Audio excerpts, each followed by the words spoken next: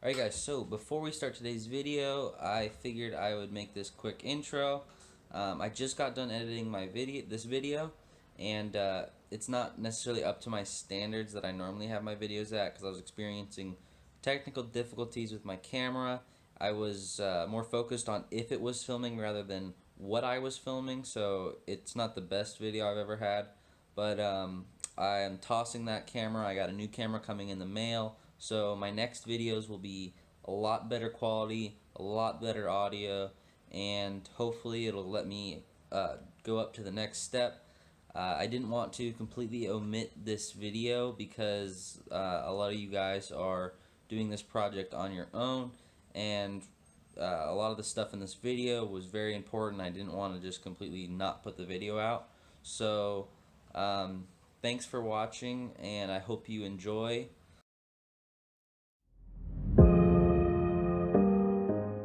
I don't know if I discussed this in another video, but this car is factory Gymkhana suspension, which means it has 550 pound-per-inch springs, bigger sway bars. It actually has a sway bar in the rear. Regular Corvettes don't have a sway bar in the rear, and it's got a stiffer monoleaf in the back. Just stuff like that, just little suspension upgrades. So before I threw out this old spring, I wanted to compare my new spring to the old spring. So this is the new one, of course. It's all shiny. This is the old one. Now, if you look at the tops, you can tell that this one's about an inch taller than this one. Now, they're both have the same spring rate on them. They're both 550 springs. But the reason that this one makes the car lower by like 2 inches is because it's already an inch shorter than this, and it takes 550 pounds to make this spring compress down 1 inch. So it's already an inch shorter. Then when you put the weight of the car on it, the front end of the car is a little over 1,000, like it's about 1,500 pounds. When you put the weight of the car down, then it compresses it down an extra 500 or more than 500 pounds, and it makes it lower, and you get the nice ride height. So that's just a comparison. First step is to install these little bushing shells. Now, the upper control arm is different from the lower control arm because with the upper control arm I can install both of these and still slide the shaft into the part, and it works out fine. But with the lower control arm, you have to put one in, install the shaft, and then put the other one in, or else you won't be able to fit the shaft in. Now, I put these in the freezer for a little bit to cool them down, shrink them down a bit. Now, for my tool, I am using this tool that I use for my coil spring removal. It's just pretty much pressing in the bushing, so I'm going to show you guys that right now. Oh, and I got this 1 1/4 inch socket that I put on this side, and then this flat plate contacts this part and it pulls it in.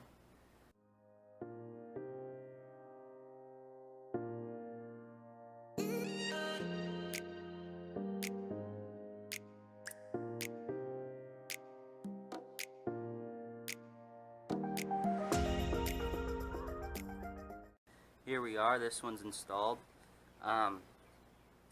Putting these in the freezer, it makes it like a whole lot easier to press these in. But yeah, you can see it's all seated and stuff like that. Now, I need to do the other side, but with this in here, you could push this all the way down to here, and you still have enough room to clear this to put it in there. Of course, there won't be these things on the outside. Okay, so I got the shells and... Dad, why? I'm old. They fall out. That sounded like it was forced. See if it... Play it back. See if it shows I up. can't. I don't have a stupid thing. Okay, so I got the shells installed on both sides, and the shaft goes in and comes out like that.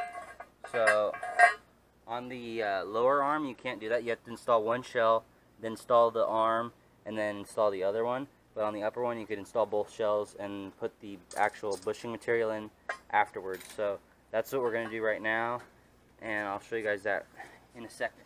Alright, so I got these little tiny, these are the inner shells, and they just slide on the end of this.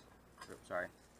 They just slide on the end of this and go down, and then the actual rubber of the bushing goes in, and These are the polyurethanes, which just kind of, you know, slide in like that on both sides. We're going to put some lubricant on the inside and the outside of the bushing, so right down in the center and around the circumference.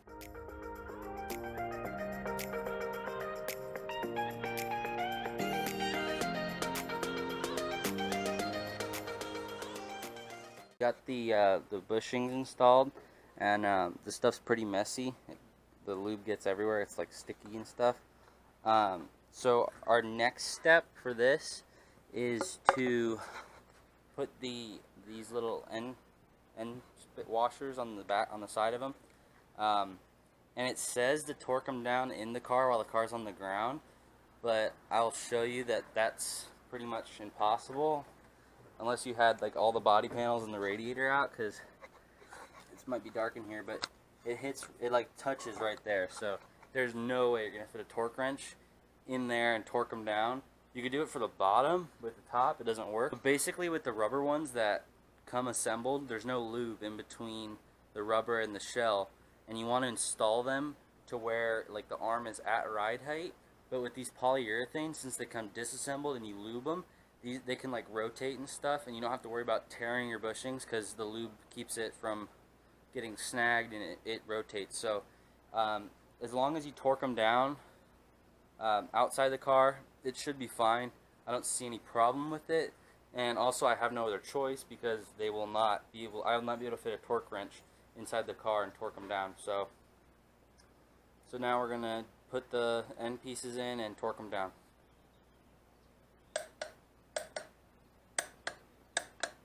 Alright, so everything's torqued down now, and as you can see, the everything still rotates, so I mean we didn't hurt anything by torquing it down outside of the car. It can still rotate, and that's 60, so that's as good as it's gonna get. So now we're just gonna touch up some of the paint on that, and I'm going to show you guys the lower control arm. So I got the lower control arm out. This one's a little bit more trickier than the upper control arm because, like I said, you got to put one shell in at a time, and then you have to hit the other one in with a hammer after you install the shaft. So I have both of the shells in the freezer right now. I'm going to bring one out and try to install it as quick as I can. I'm going to leave the other one in the freezer so it's still cold so it doesn't thaw out. So that I'm going to try to make it as easy as possible to install it. So I'm going to do that right now, and I'll show you guys that right now.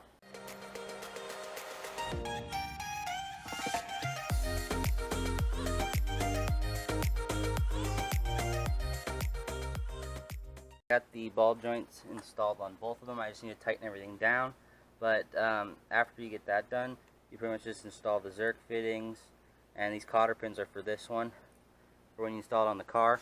But all these little tiny ones, they have a 25 foot-pound torque rating.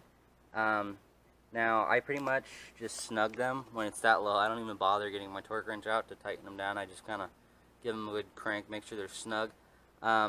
But these also have like two safety measures. They have these like kind of oval shaped nuts so that they clamp down on the bolt, and they also have lock washers on them. So I'm just going to finish tightening these down, and I'll be back with you on the next step. I got everything installed now. The control arms are fully rebuilt, so I'll show you guys this. So I got my shaft in, control arm bushings, ball joints, bub stop, ball joint, shaft. So everything's ready to go back into the car. So tune in next week for that video. And if you like this video, please leave a like. Let me know what you think down in the comments below. And if you aren't subscribed, please consider subscribing. And I will see you on the next one.